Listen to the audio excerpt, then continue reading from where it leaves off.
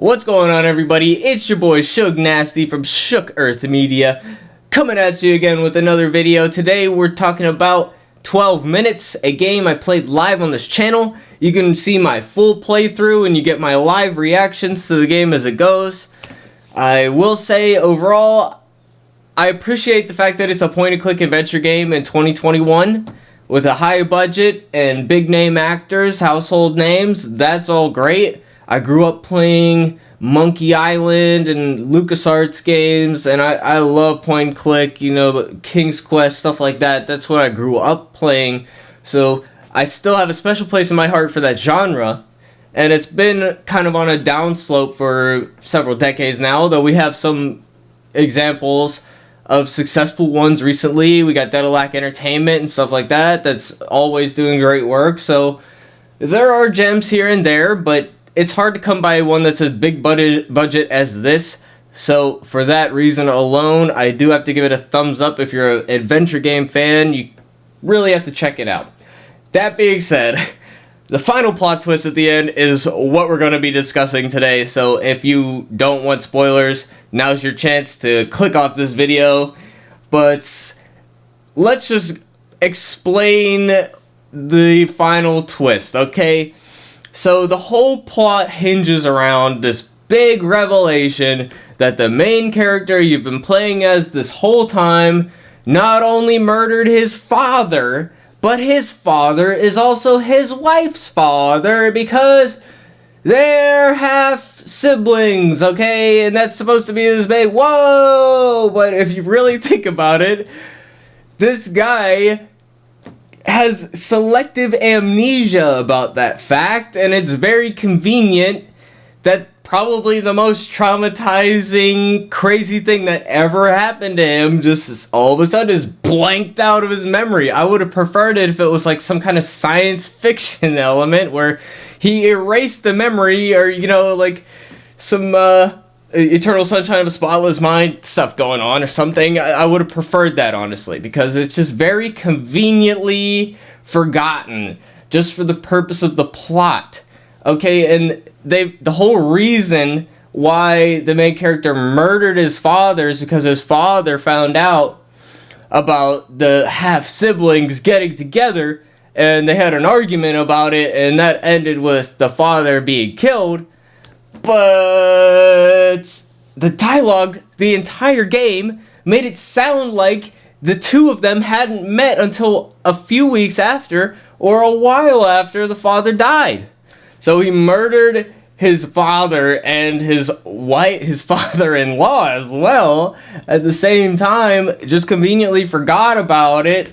So the whole game hinges on this selective amnesia aspect, and without that, they don't bother explaining it in any way. You know, he didn't get brain damage or anything like that, and the whole time they make it sound like they met after that fact, well after that fact, because they imply that she had to run away and that she had to change her name. Now, I'm not sure if it's explicitly stated that she had to run away, but I think just based on the situation, I think that's a fair conjecture to draw, because if her father died, and then the daughter is missing, and they can't find her, she is going to be a person of interest in the case. I mean, she already would have been to begin with, but then she's going to become a suspect. And keeping on the run while her husband supposedly doesn't know anything about it is very far-fetched, or they weren't married at the time, but they were in a relationship already. So just logistically, it doesn't make a lot of sense for her not to have to run away and change her name and stuff like that.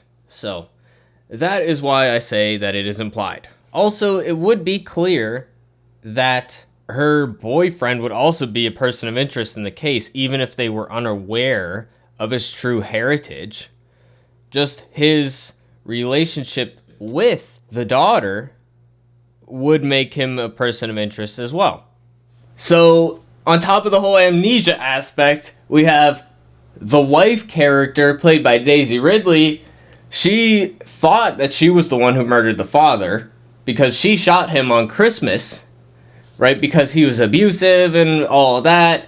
And then she ran away. So she had to move towns, change her name, and do all of this, all the while they were her and the main character were already in a relationship and they already knew each other, because the whole reason why the father was murdered is because he found out about the relationship, right? So I don't really understand why a week after, on New Year's, when he's actually murdered, he shows no signs of being injured, despite the fact he was supposedly shot on Christmas, like a few days ago, a week ago, a little over a week ago. It doesn't make any sense, man. He's just pacing around this room like it's no big deal, when he really should be on bed rest at the time, right? I mean, nobody's going to recover from a gunshot wound that fast, especially one that she described as being very bloody and seemed like she thought he was dead, right? So if she thought he was dead, there's no way he's going to recover like that, okay? It just makes no sense, right? So there's that issue. And then, I mean, hinging the whole plot on this selective amnesia, it's just like such a cliche at this point. And it's just so silly, man. It's like they talk like they didn't know each other until well after the father's death, and yet they knew each other before then. And then it's just like, it's just so silly, man. So, yeah, that final plot twist at the end kind of ruined the whole game for me. Yeah, another thing that was confusing is they had the cop who was coming at the door, played by the same actor who played the father at the end. Willem Dafoe played both characters, and I thought they were supposed to be the same character at first, and it was very confusing. And, yeah, and it's a bit weird that, like, in the plot, the cop guy is really vengeful because he really liked the father who was killed. The father was like his mentor and stuff. Despite the fact he's apparently an abusive asshole, but apparently this cop really likes him anyway. Whatever. And the cop hears the father's last words, right? Which were monster, monster, and that's supposed to represent the main character that we're playing as. So he's just like, he just happens to be in the area. Or, like, do the neighbors call the police? Or they don't really explain the logistics of how he got there and how our main character got away at the time. And it's just like, the brother and sister are in a relationship already. And then, on Christmas, the father's being abusive. And the daughter shoots him. And then she runs away. Okay? And then, a week later, despite the fact that his girlfriend's sister, Gross, is on the other... she ran away, right? He's still in the area, hanging out with the father for some reason. And then they have the argument, and then he shoots him, and then what? And then they go meet each other?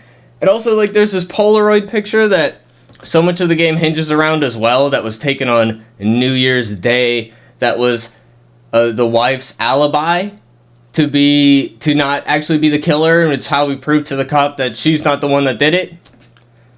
But I really thought it was implied, I don't know if I just made this up in my head, but I thought it was implied that the husband character was the one who took the picture.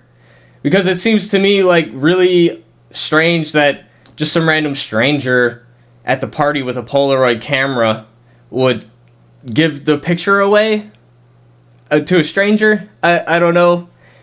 I also think it's weird that they would have a picture taken by a stranger just on their fridge. Like, don't they have a nice professional picture of them together? Just a thought. I mean, it just seems a little odd. So that's pretty much it. Like, she had to run across country to get away because she thought that she was responsible for her father's death. She thought she was a murderer, and yet she is just like able to keep a relationship going without telling any of the secrets or explaining why she has to run away. Or I don't know, man. It just really clicked the wrong way with me. I don't know. Let me know what you guys think in the comments down below. I thought this final plot twist was really silly and it ruined the game for me, but I still do like the puzzles and such. All that's great.